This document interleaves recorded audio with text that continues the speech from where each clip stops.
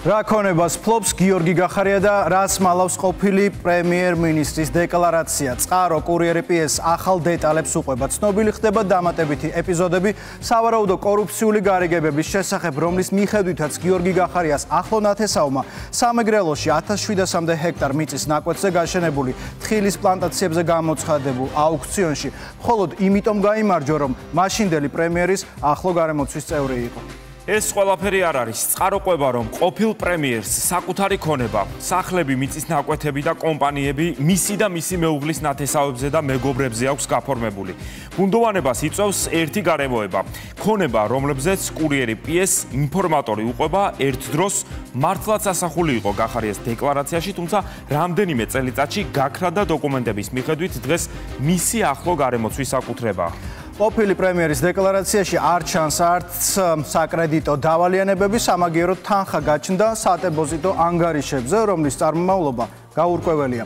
ლიკა ალელიშვილმა იმუშავა ამ თემაზე, ის უერთდება ახლა კურიერი პიესის სტუდიას. ლიკა, საღამომშვიდობის. მოგვიყვები რა ახალი დეტალები გახდა შენთვის ცნობილი? საღამომშვიდობის. ახალი დეტალებით, რომელიც კურიერი პიესს მიაწოდა წყარო, მირკვევა, რომ გიორგი გახარიას წალკიში მდებარე ერთ-ერთი სახლი გაფორმებული აქვს თავისი თანაპარტიელის შალვა კერესელიძის სიძის სახელზე. აღსანიშნავია, რომ ეს ტერიტორია 2014 წლის დეკლარაციაში გახარიას ჰქონდა ასახული, ასევე წყაროს ინფორმაცია თბილისში მაზნიაშვილის ქუჩაზე მდებარე ნაგებობა, რომელიც გახარიას დეკლარაციაში იყო 2014 წელს ასახული, ასევე შალვა კერესელიძის ნათესაურზე აქვს გაფორმებული წყაროს ინფორმაციით.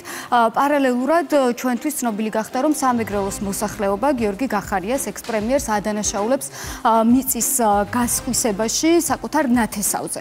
აღსანიშნავია ისიც, რომ ჩვენ ყვებით მხოლოდ ფაქტებს, ყოველგვარი ინტერპრეტაციის გარეშე, მაყურებელი ასევე ჩვენს რეპორტაჟში იხილავს დოკუმენტებსაც, რომლებიც ჩვენ მოვიპოვეთ.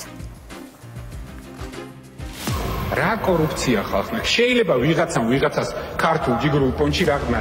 რა კორუფცია? ამ თუ სხვა მიზეზით გახარიას სამეგრელოს მოსახლეობა მიწების ნათესაურზე გასხვისებაში ადანაშაულებს.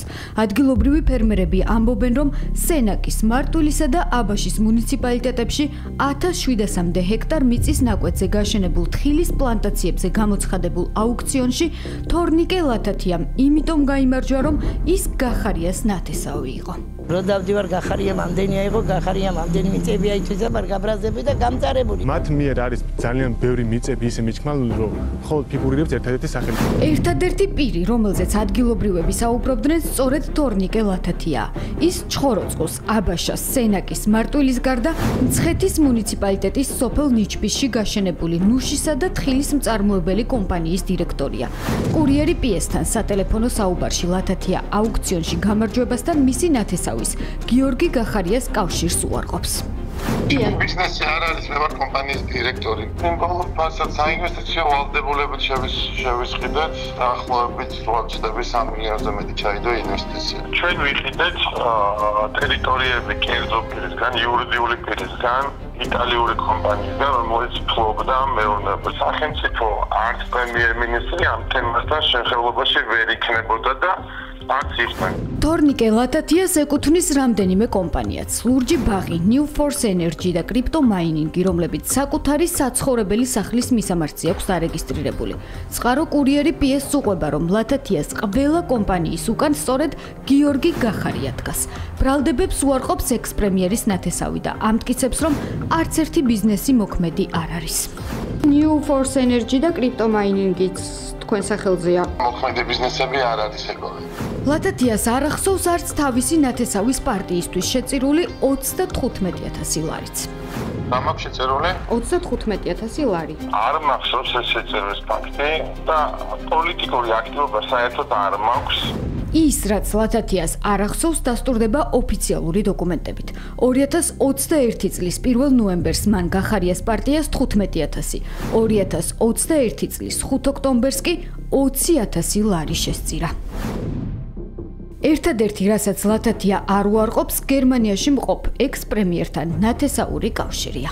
ბატონი გიორგი გახარიას ნათესავი ბრძანდებით, ხო? დედა ჩემის ნათესავია, დიახ.